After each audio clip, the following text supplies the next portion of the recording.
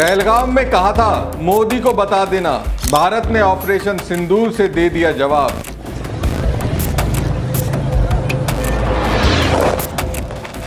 शहबाज मुनीर करते रहे इंडिया में सायरन बजने का इंतजार, भारतीय फौज ने बजा दी घंटी।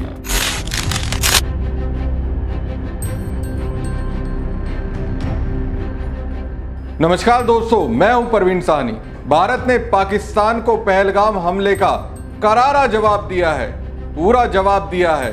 ऐसा जवाब दिया है जिसकी उम्मीद आतंक का आका तो बिल्कुल ही नहीं कर रहा होगा। ऑपरेशन सिंदूर ने पाकिस्तान नहीं, आतंकिस्तान को ऐसा जवाब दिया है जो उसे लंबे समय तक याद रहेगा। पहलगाम में भारतीयों को मारते समय आतंकियों ने कहा था मोदी को बता देना। अब पीएम मोदी के नेतृत्व में भारत ने आतंकियों को जवाब दे दिया। भारतीय सेना ने देर रात पाकिस्तान और पीओके के 9 आतंकी ठिकानों को निशाना बनाया।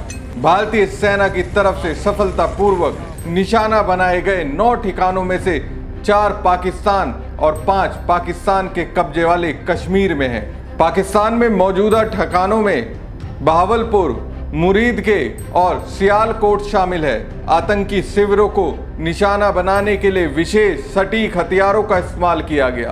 तीनों सेनाओं ने संयुक्त रूप से ऑपरेशन को अंजाम दिया और संपत्ति और सैनिकों को जुटाया। सूत्रों के हवाले से जानकारी दी गई। पीएम मोदी ने इस हमले की मॉनिटरिंग की। जानकारी के अनुसार सूत्रों ने बताया कि प्रधानमंत्री मोदी पूरी रात ऑपरेशन सिंदूर पर लगातार नजर बनाए हुए थे। सूत्रों ने एएनआई को भी बताया कि सभी 9 ठिकानों पर हमला सफल रहा। इससे पहले भारत ने कहा था कि पहलगाम हमले के दोषी जहां भी होंगे उन्हें चुन चुनकर जवाब दिया जाएगा। पाकिस्तान ने सपने में भी नहीं सोचा होगा कि भारत उसे उसी के तरीके से जवाब देगा। मोदी सरकार ने पहले ही बता दिया था कि 7 मई को देश भर में युद्ध की स्थिति से निपटने के लिए मॉक ड्रिल किया जाएगा, यानी देश भर के चुनिंदा जगहों पर जंग वाले सायरन बजाकर इस बात की रिहर्सल की जाएगी कि युद्ध छिड़ने के दौरान क्या करें। पाकिस्तान के प्रधानमंत्री शहबाज शरीफ और सेना प्रमुख आसिफ मुनीर सिर्फ गीदड़ भभकी देते रहे। दोनों इंतजार करते रहे कि नई दिल्ली से पटना तक भारत में कैसे मॉक ड्रिल होगी, कैसे सायरन बजेंगे और आखिर होगा क्या। लेकिन वो ये नहीं सोच पाए कि भारत वो कर देगा जो वो अक्सर करते रहता है। दरअसल पाकिस्तान शुरू से ही छद्म युद्ध लड़ने में माहिर रहा है। वो हमेशा भारत को बातचीत की टेबल पर उलझाता था और पीछे से पूंछ, उरी और कारगिल जैसे हमले करता रहता था। लेकिन इस बार दाव उल्टा पड़ गया। भारत ने मॉक ड्रिल का ऐलान कर पाकिस्तान को उलझा दिया। नतीजा ये हुआ कि पाकिस्तानी पीएम शहबाज शरीफ और सेना प्रमुख आसिफ मुनीर भारत में सायरन बजने का इंतजार करते रह गए। लेकिन असली घंटी बज गई पाकिस्तान में जब भारतीय सेना ने पाकिस्तान और पीओके वाले 9 आतंकी ठिकानों को मिसाइल और एयर स्ट्राइक कर तबाह कर दिया। प्रेस इंफॉर्मेशन ब्यूरो ने ट्वीट किया कि भारतीय सेना का ऑपरेशन सिंदूर कुछ ही देर पहले भारतीय सशस्त्र बलों ने ऑपरेशन सिंदूर के तहत पाकिस्तान और पाकिस्तान के कब्जे वाले जम्मू कश्मीर में मौजूद 9 आतंकी ठिकानों को निशाना बनाया। ये वो ठिकाने थे जहां से भारत पर हमलों की साजिश रची जा रही थी।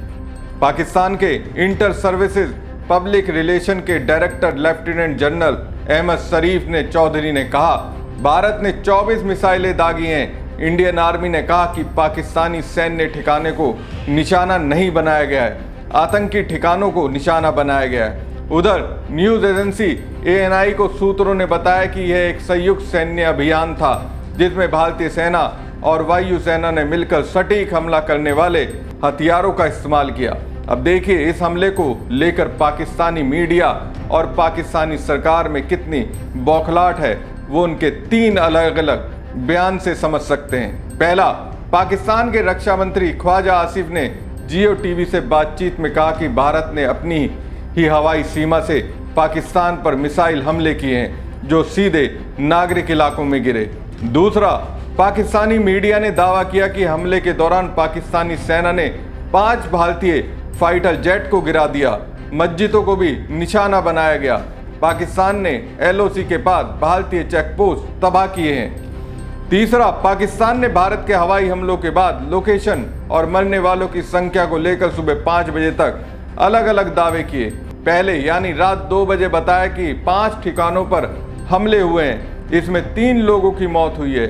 इसके 3 घंटे बाद सुबह 5 बजे ISPR के डायरेक्टर अहमद शरीफ चौधरी ने कहा भारत के हवाई हमलों में अब तक 8 नागरिक मारे गए हैं और 35 घायल हुए हैं। इसके अलावा 2 लोग लापता भी हैं।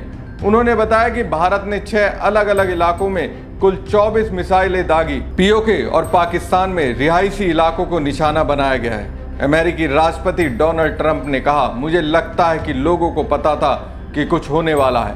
वो लंबे समय से लड़ रहे हैं। अगर आप इसके बारे में सोचें तो वो कई दशकों और सदियों से लड़ रहे हैं। मुझे उम्मीद है कि वो जल्दी से खत्म करेंगे।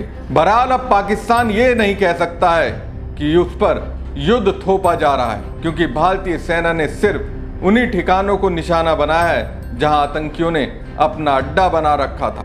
भारतीय सेना ने यह भी दिखा दिया कि कोई भी ताकत उसे अपने निर्दोष नागरिकों के खून का बदला लेने से नहीं रोक सकती है।